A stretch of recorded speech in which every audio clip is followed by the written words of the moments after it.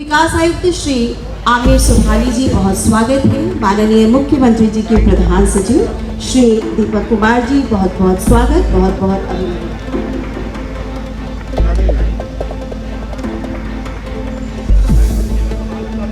बहुत बहुत स्वागत, जोरदार तालियों से हम सब स्वागत कर रहे हैं। सीएनजी बस का उद्घाटन हुआ सर, कितने बस इसके पहले तो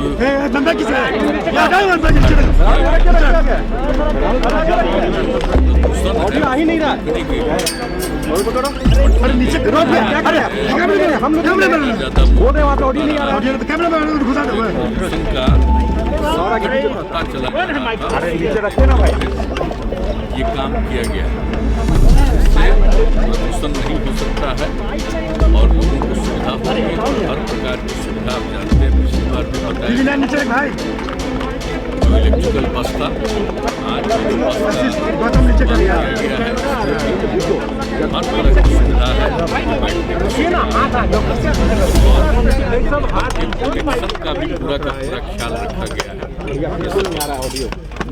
बाकी आप जानते हैं कि किस तरह से लोगों को बीमारी के इलाज के लिए गाँव से इतना बड़े अस्पताल, उसमें काफ़ी दिक्कतें थी, कम था। अब उसी को ध्यान में रख करके आप देख रहे हैं कि हम लोगों ने जो तय किया है, पहले से जो योजना बनी हुई है, उसी में भी ये तय कर दिया कि हर एक ब्लॉक में 2 लोगों को दिया जाएगा 2 लाख रुपये तक की मदद की जाएगी 50% और अधिकतम 2 लाख रुपये तक की मदद की जाएगी एम्बुलेंस के लिए। तो उसी हिसाब से आप देख रहे हैं कि इतने जल्दी 350 लोगों का हो गया और ये लक्ष्य है कि इस साल के अंत तक पूरा जो कुछ भी है हर एक प्रखंड में 2 का वो पूरा हो जाएगा और 800 अभी कुछ दिन के बाद भी और होने वाला है। ये जैसा बताया गया है कि अक्टूबर महीने तक वो भी हो जाएगा। तो इस तरह से जो एम्बुलेंस की सुविधा हो जाएगी, जो देख रहे थे कि अभी जो कोरोना का दौर चला है तो कहीं से भेजने में काफ़ी तरह की दिक्कतें आई थी। एक तो उसको भी देखते हुए और कोरोना तो आज है, कल किसी भी प्रकार की बीमारी का कोई सामना करे तो उसको अस्पताल ले जाने में कोई दिक्कत नहीं, नंबर 1। और नंबर 2 दूसरी बात है कि जो एक्सीडेंट वगैरह होता है रोड्स पर, तो आप जानते ही हैं कि अब इतना ज़्यादा सड़क बन गया है, बहुत ही बड़ी बड़ी सड़कें बनी हैं, सब कुछ किया गया है, लेकिन फिर कहीं ना कहीं सड़कों पर दुर्घटनाएं होती हैं। और अगर कोई उस इलाके का आदमी दुर्घटना का पीड़ित है तो उसको तत्काल इलाज के लिए, उसके बचाव के लिए अस्पताल वगैरह में पहुंचाना है, तो अगर एम्बुलेंस नहीं होने पर तो दिक्कत होती है।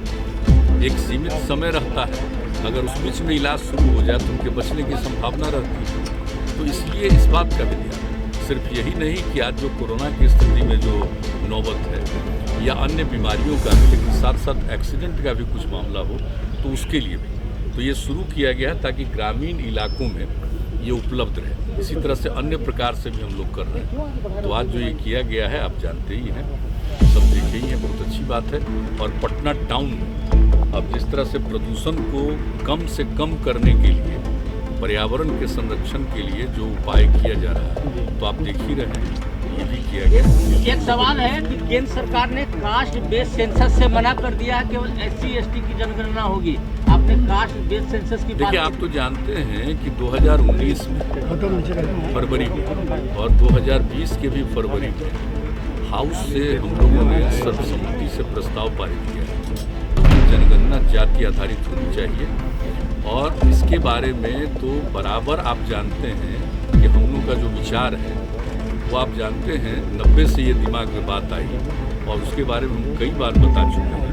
लेकिन यहाँ पर भी हाउस के अंदर भी इस बातों को रखे 2019 में भी और 2020 में भी, तो वहाँ से भी हम लोगों ने सर्वसम्मति से प्रस्ताव भेजा। हम तो आग्रह करेंगे कि एक बार जरूर करना चाहिए। अब 10 के बाद कुछ दिन के बाद लोगों ने किया था कास्ट का सेंसस किया, तो उसका तो कोई मतलब आया नहीं, ठीक से हुआ नहीं। तो जो बन करके तैयार हुआ था 13, तो 13 के बाद तो कभी पब्लिश नहीं हुआ कि आखिर किस इलाके में किस जाति की कितनी संख्या है। एक बार जरूर होना चाहिए कास्ट बेस्ड सेंसस, ताकि मालूम हो जाए और जो गरीब गुरबा तबके के लोग हैं SC/ST के अलावे बाकी जो लोग हैं उनको भी इसका लाभ मिलेगा और पता चल जाएगा कि सही मायने में इनकी संख्या कितनी है। और जब संख्या का पता चलेगा तो आप उनके उद्धार के लिए भी, उनको विकसित करने के लिए काम करें। तो मैं तो पुनः अनुरोध करूँगा कि भाई हम लोगों का है, और उधर जो पार्लियामेंट में ये बताया गया कि नहीं हो पाएगा, तो हम लोग तो आग्रह करेंगे कि इस पर जरूर गौर करिए। और हम पहले भी न सिर्फ यहाँ से प्रस्ताव गया है, हमने बातचीत भी की थी, तो हम लोगों की तो इच्छा है भाई कि होना चाहिए और उस सब के हित में। सर एक सवाल है, दैनिक भास्कर पर लगातार अवैध बालू खनन वाले लगातार सर दैनिक भास्कर के दफ्तर में रेड हुआ है। इसके लिए तो पूरी कार्रवाई हो रही है और आप जानते हैं कि किस तरह से इसका जांच किया, और जांच करने के बाद जो सरकारी कर्मचारी अफसर हैं उनकी भी कोई भूमिका अगर गड़बड़ दिखाई गई तो उस पर भी कार्रवाई हो रही है। तो पूरी की पूरी कोशिश सरकार की तरफ से और डिपार्टमेंट की तरफ से और बाकी सब कुछ का पुलिस और अन्य विभागों की तरफ से भी इसके मामले में पूरे तौर पर देखभाल किया जा रहा है। वैसे तो हम बराबर कहते हैं कि आप चाहे कुछ भी करिए, कुछ न कुछ तो गड़बड़ करता ही है।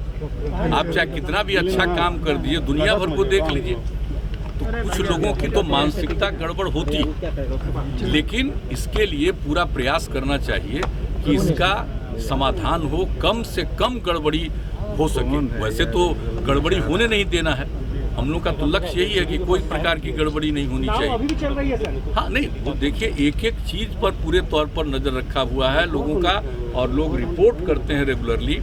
सारे जगह के डीएम और एसपी या सीनियर एसपी ये लोग भी एक एक चीज को देख रहे हैं, और खास करके जिन इलाकों में आप जानते हैं कि सबसे ज्यादा वहाँ से निकलता है बालू, तो उस सब चीज़ों को भी लोग देख रहे हैं, और कहीं कोई गड़बड़ी कर रहा है तो उसको डिटेक्ट करने की कोशिश कर रहे हैं और उस पर एक्शन भी कर रहे हैं, और सबको कब्जा में रख करके, और जो सरकार के जो डिपार्टमेंट के नियंत्रण में है उसके माध्यम से जो जहां इसकी उपयोगिता है लोगों को इसको प्रोवाइड करने की भी कोशिश करने में लगे हुए हैं। तो इसके बारे में तो एक मीटिंग हुई है और सब लोग इस काम को कर रहे हैं। तो इतना तो हम जरूर कहेंगे कि देखिए भाई, गड़बड़ नहीं करना चाहिए और ठीक से काम करना चाहिए। कोई भी चीज़, किसी भी चीज़ को गड़बड़ी करने पर तो पूरे तौर पर कोशिश कर रहा है, और अगर सरकारी तंत्र में भी कोई गड़बड़ है तो उनको भी छोड़ा जाता है। अभी कुछ लोगों को पता चला है तो उनके ऊपर पूरा पूछताछ हो रहा है, सब कुछ कार्रवाई हो रही है। जो जरूरी बात होगी वो यहाँ के उस पर जो एक्शन। सर दैनिक भास्कर के ऑफिस में नहीं चल पा रहा, पार्लियामेंट नहीं चल पा रहा, फोन टैपिंग मामले पे हंगामा लगातार जारी है। टैपिंग पे सर आपने भी कहा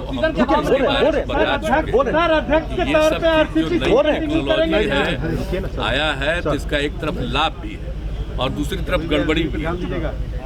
लोगों की चीज़ों को देखने के लिए, नियंत्रित करने के लिए बहुत तरह की बात है, तो इस पर तो निश्चित रूप से पूरे तौर पर कार्रवाई होनी चाहिए। देख रहे हैं केंद्र सरकार ने भी तो कहा ही है, केंद्र सरकार ने तो कहा ही है इसके बारे में कि जो गलत चीज़ें उस पर एक्शन होना चाहिए। तो इसलिए इसके बारे में तो सब लोगों की राय होनी चाहिए कि कभी भी किसी को तंग नहीं करना चाहिए और किसी को भी इस तरह से उसके चीज़ों को अपने नियंत्रण में लेने की कोशिश नहीं होनी चाहिए।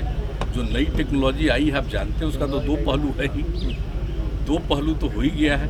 एक तरफ सबको लाभ है और दूसरी तरफ लोग उसी के माध्यम से नुकसान भी करते हैं। तो ये चीज़ तो आ गया, आप देखें। सर ऑक्सीजन मामले पर सर बात कहा गया कि ऑक्सीजन से मौत नहीं हुई है सर संसद में। ऑक्सीजन के बारे में तो जितना काम किया जा रहा है जरा देख लीजिए और अच्छी तरह जान लीजिए कि जो कुछ भी अचानक जो ऑक्सीजन की जरूरत पड़ी तो सब जगह की थोड़ी दिक्कतें आई, लेकिन उसको फिर से हर तरह का समाधान किया गया और उसके लिए जितनी तैयारी है कि कोरोना ही नहीं किसी भी तरह से बीमारियों में किसी प्रकार से ऑक्सीजन की कोई दिक्कत नहीं हो, कोई कमी नहीं हो, इसके लिए सारा हो रहा।